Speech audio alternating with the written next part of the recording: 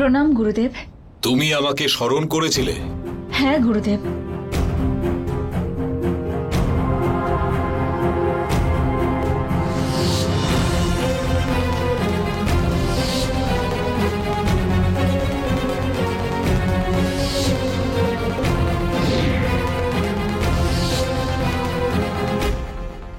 একদিকে আনন্দ ঠাকুরের রাগ বেড়েই চলেছে, অন্যদিকে রাজ তার সর্পশক্তি নিয়ন্ত্রণ করার ক্ষমতা এখনো অর্জন করতে পারেনি। এরকম সময় ভয় তো লেগেই থাকে, যেন ওর শক্তি সবার সামনে না চলে আসে। আর যদি এরকম হয় তাহলে আপনি জানেন যে আনন্দ ঠাকুর ওকে কিছুতেই ছাড়বে না। চিন্তা করো না শিবানী, আমি এখনই তোমাকে উপায় বলছি। তোমার হাতটা পাতো।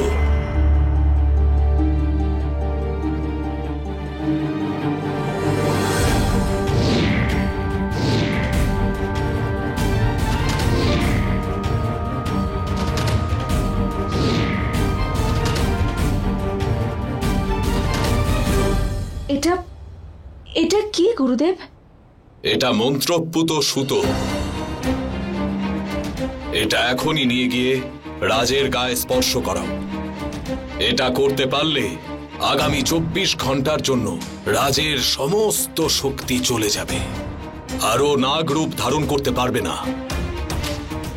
কিন্তু তারপরে কি করব গুরুদেব?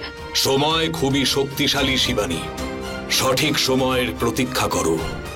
আমি অতি শীঘ্রই এর উপায় খুঁজে বের করব। হর হর মহাদেব। হর হর মহাদেব।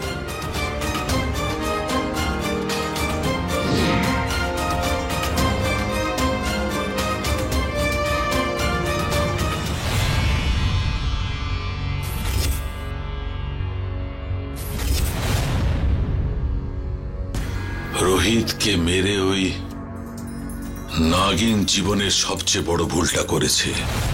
ও জানে না যে ও নিজের ধ্বংসকেই আহ্বান করেছে। আমি রোহিতের নামে দিব্যি করে বলছি, আমি ওই নাগিনকে জীবিত ছেড়ে দেব না।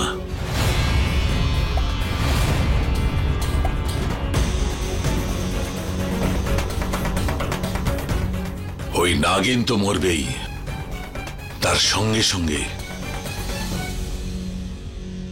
আমি তোমাদের দুজনের জীবনে আগুন লাগিয়ে দেব।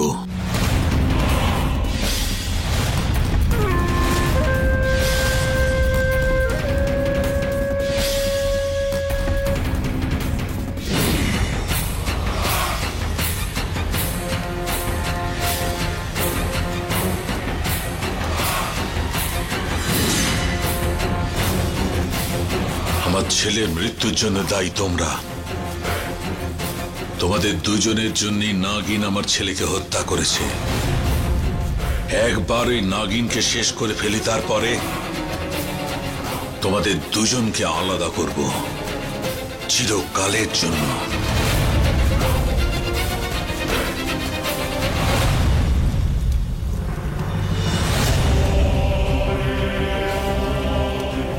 জয় মা চামুন্ডা। জয় মা চামুন্ডা।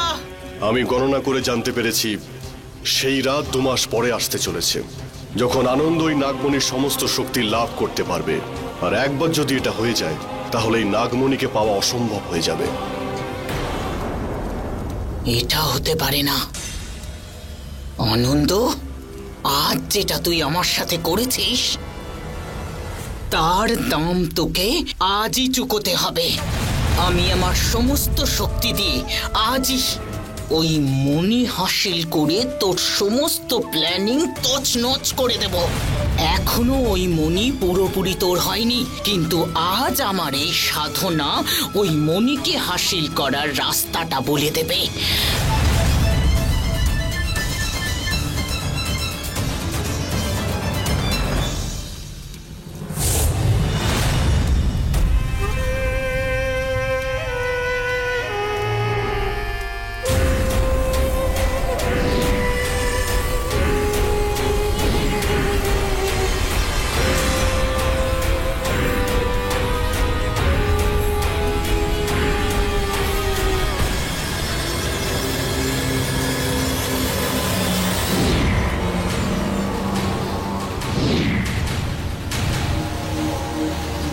মণিকে লাভ করার জন্য মা চণ্ডী তোমাকে শক্তি দিয়ে দিয়েছে মোহিনী, কিন্তু তুমি ওই শক্তি ব্যবহার করার আগে তোমাকে মাকে সন্তুষ্ট করার জন্য একটা কাজ করতে হবে।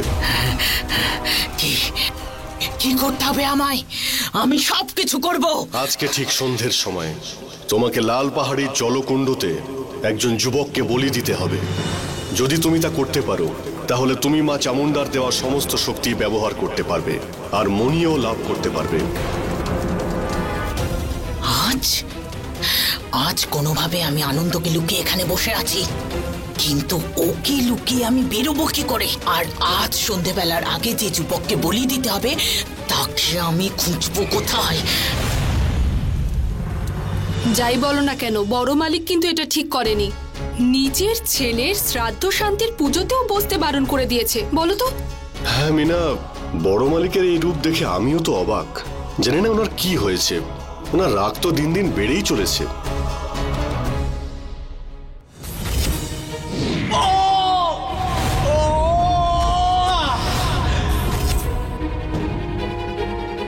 মিনা, মনে হয় রাগিনী সেদিন একদম ঠিক কথাই বলছিল। বড় মালিক এত সহজে নন্দিনীকে ক্ষমা করে দেবে না, কিন্তু আমি এটাই ভয় পাচ্ছি এই সবকিছুর মধ্যে রাজের না কোনো ক্ষতি হয়ে যায়। আমাদের রাজকে ওই নন্দিনীর থেকে দূরে রাখতেই হবে। আগুন লাগাতে আমি সব সময় এক্সপার্ট, আর যদি বিষয়টা আমার রাজের হয়ে থাকে তাহলে সেই আগুনে সবাইকে জ্বালিয়ে দেব।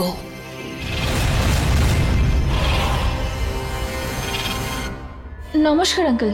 নমস্কার আন্টি। রাজ আছে? আমাদের রাজকে তোমার কিসের প্রয়োজন? তুমি আমাদের রাজের পিছনে কেন পড়ে রয়েছো বলো তো? এই বাড়ির একজন ছেলেকে মেরে তোমার শান্তি হয়নি মনে হচ্ছে, এবার কি আরো একটা ছেলেকে মারতে চাও তুমি? আরে আর কজনকে মারতে পারলে তুমি শান্তি পাবে?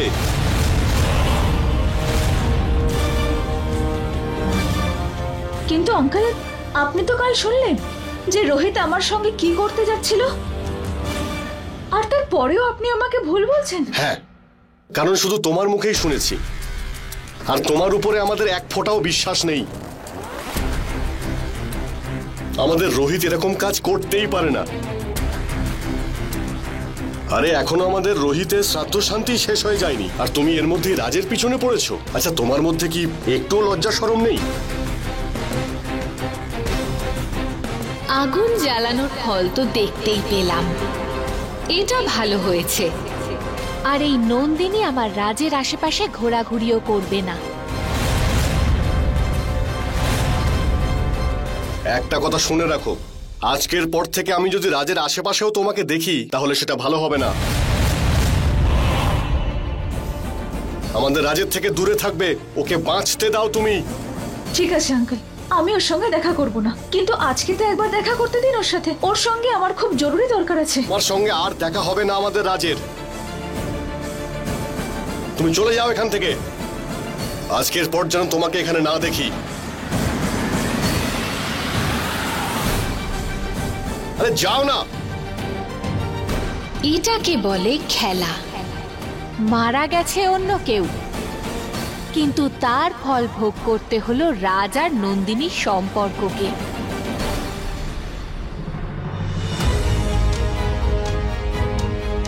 রাজের সামনে প্রতি মুহূর্তে বিপদ আছে, আর একমাত্র এই ধাগাটাই ওকে সুরক্ষিত রাখতে পারে। কিন্তু আমি ওকে এখন ধাগাটা কি করে ছোঁয়াবো? আরে দাঁড়িয়ে দাঁড়িয়ে কি ভাবছো? যাও বলছি।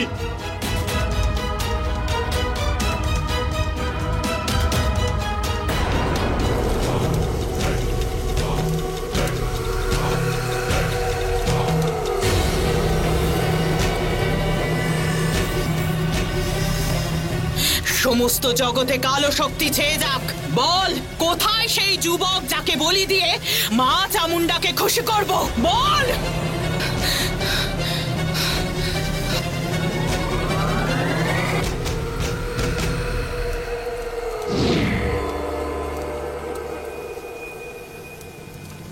রাজ, এর নামের মিছিল তো আজই বার করব। জয় মা চামুন্ডা।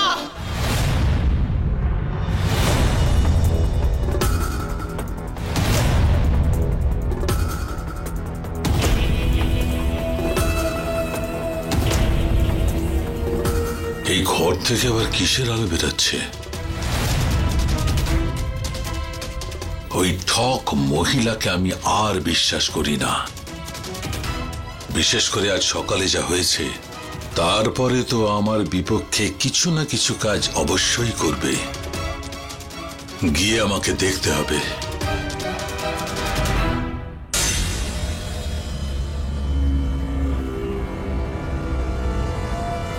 দরজাটা লক করা।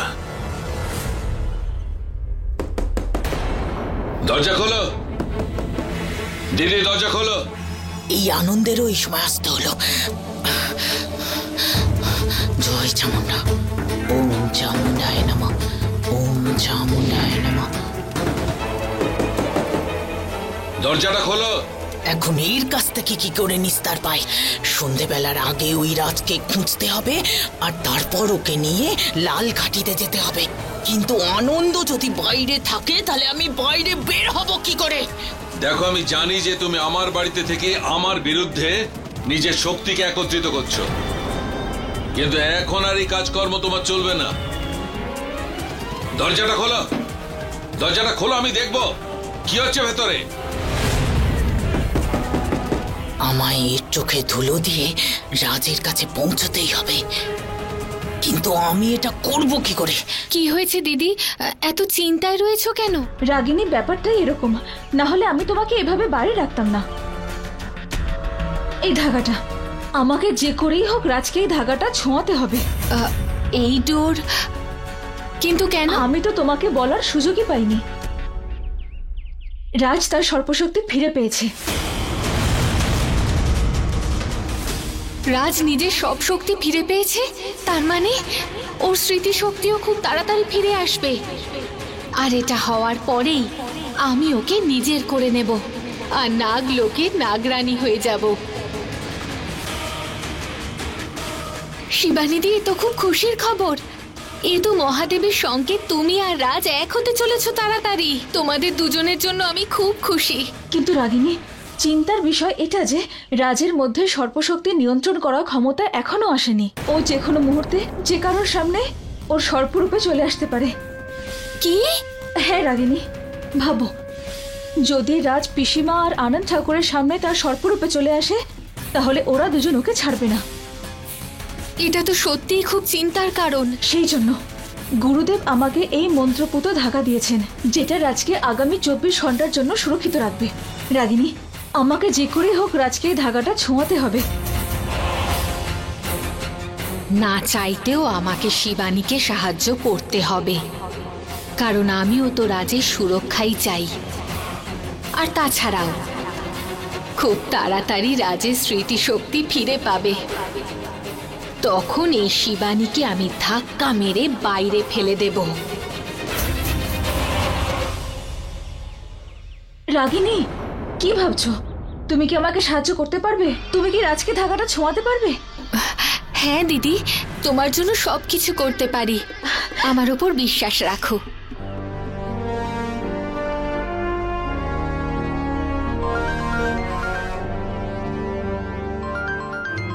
রাগিনী? হ্যাঁ রাগিনী, বলো। রাজবাবু, এখানে বাইরে বাইরে অনেক সাপ রয়েছে, আমার খুব ভয় করছে। আপনি তাড়াতাড়ি চলে আসুন প্লিজ। সাপ? এটা সেই সাপটা নয় তো যেটা ছোট মালিককে আক্রমণ করেছিল? কিন্তু ও এখানে কি করতে এসেছে? একবার গিয়ে দেখে আসি। এটা দিন আমায়।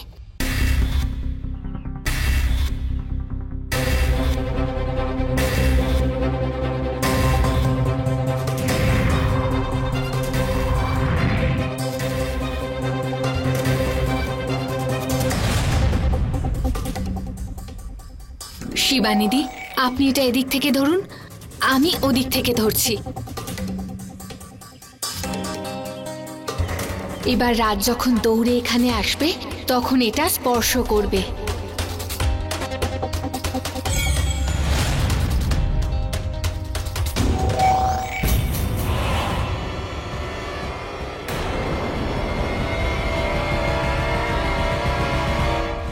দেখো দিদি, শেষবারের মতো বলছি, দরজাটা খোলো, না হলে আমি দরজা ভেঙে ফেলবো।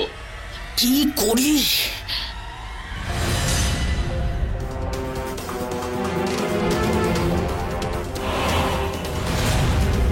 এই পুতুল তোর খেলা দেখা, মায়াঙ্ককে তোর হাতের পুতুল বানা, ওর মগজে ঢুকে গিয়ে ওকে টেনে নিয়ে তখন হবে মজা।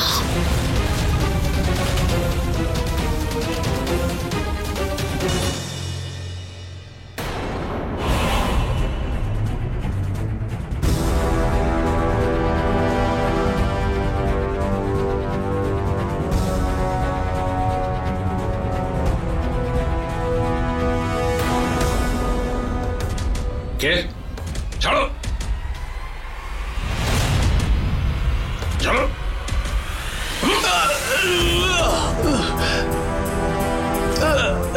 মায়াঙ্ক, কি হচ্ছে? মায়াঙ্ক, মায়াঙ্ক, কি হলো তোমার? মায়াঙ্ক, মায়াঙ্ক, মায়াঙ্ক, তুমি জামাই বাবু? মায়াঙ্ক, বলো। মায়াঙ্ক, আমার কালো জাদু কাজ করেছে, এটাই সুযোগ আনন্দর চোখে ধুলো দিয়ে এখান থেকে বেরোবার।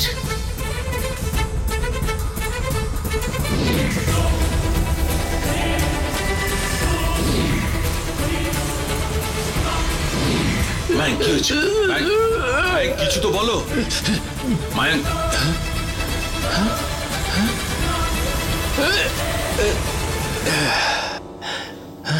তুমি ঠিক আছো তো? না বোঝো কাণ্ড, আমি তো ঠিক আছি জামাইবাবু, কিন্তু আমি এখানে কি করছি? আর আর আপনিও এত চিন্তিত কেন? তুমি যাও, যাও। এর আবার হঠাৎ কি হয়ে গেল? দিদির এটা কোনো চাল নয় তো? রাগিনী, লক্ষণ আঙ্কেল।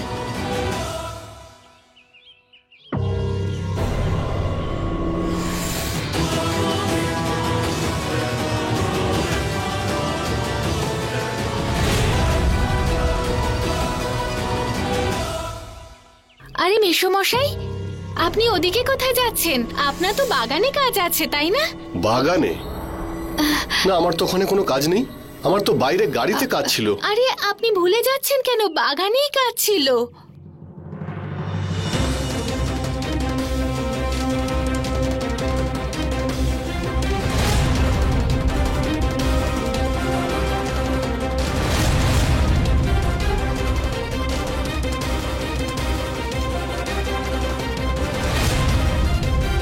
আমি শুধু রাজকে ধাগাটা একবার ছুঁয়ে দিই, ব্যাস, তাহলেই আমি শান্তি পাবো।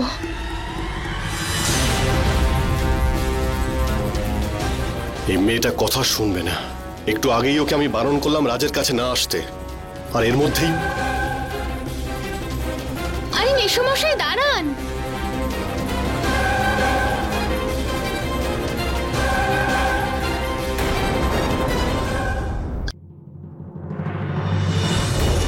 দেখো নন্দিনী, তুমি জানো না তোমায় কি করতে হবে? আমি তোমায় আগেই কিন্তু সাবধান করেছি, তাই না?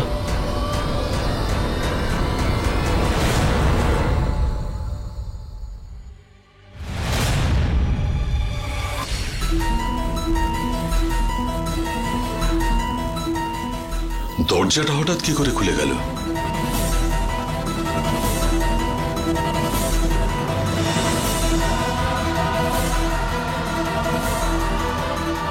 বুলটা গেল কোথায়? ওর মাথার মধ্যে চলছেটা কি আমাকে জানতে হবে।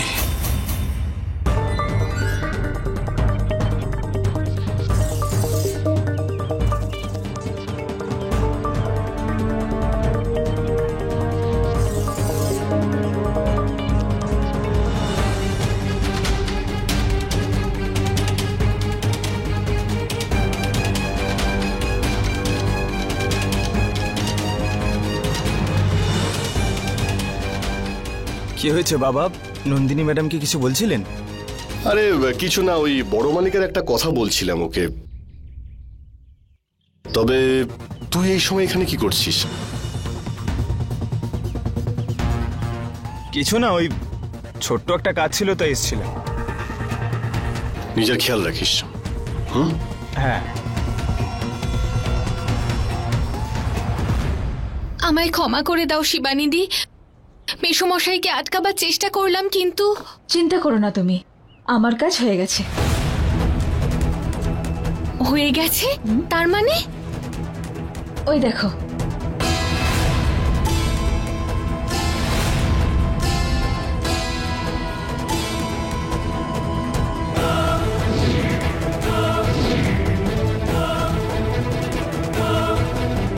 এবার আমার রাজ একদম সুরক্ষিত। এই ধাগা ওকে এবার সব বিপদ থেকে রক্ষা করবে।